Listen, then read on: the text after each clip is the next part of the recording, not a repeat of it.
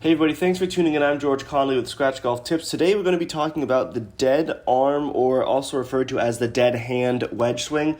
I'm going to go over the mechanics of it. You'll see me hit a good amount of shots here with this technique, and then we're going to break down why and when you should use this type of shot on the golf course. What the dead hand wedge swing essentially is a golf swing where you only really use the muscles in your body. The hands are basically inactive, and you just rotate through the ball as to not put much spin on your shot, and you're really not accelerating much through impact. So let's talk about how you can hit it. For me, I like to have this swing feel a little bit long because, again, since we're not accelerating through impact, the length of the swing is what's going to get the ball up in the air.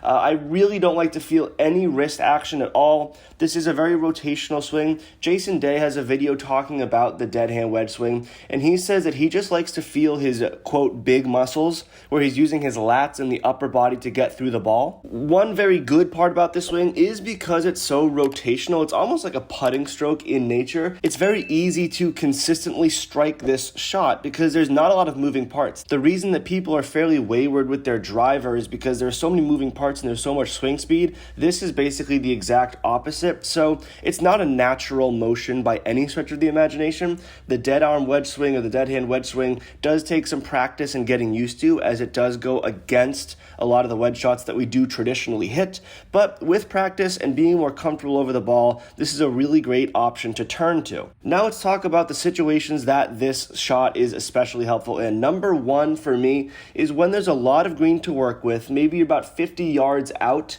and you have a back pin location with a lot of green to work with. Now for me, when I'm hitting from 50 or 60 yards, I like to hit a mid-skipping shot, which is a little bit riskier, and sometimes the backspin will actually grab too much, preventing the ball from fully getting to the hole. With the dead hand wedge swing, I can actually land the ball probably a third of the way between the front of the green and the hole. It'll just thump down and cozy up to the hole. It's almost like the bump and run of pitching. I also don't mind this shot out of decent lies in the rough. This shot really won't help you when you're in deep rough because there's no acceleration. The club can't really navigate its way through that tall grass. But in basic Bermuda, or if you get a good lie in bent grass, being able to turn to this shot just to hoist the ball up and let it run out, because you're not going to be getting much spin out of rough anyway. This is a great shot to turn to in those situations. Like everything else in golf, practice it, see if you like it. Some people love this shot. Justin Thomas turns to this shot all the time. If you see him play around TPC Sawgrass or the Masters, this is a shot that he utilizes and is very comfortable with. Jason Day, a wizard of the short game, also loves it.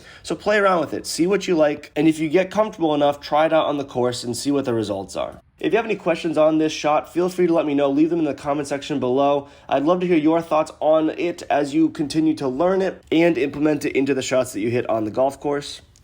As always, thank you all very much for watching. Play well and take care.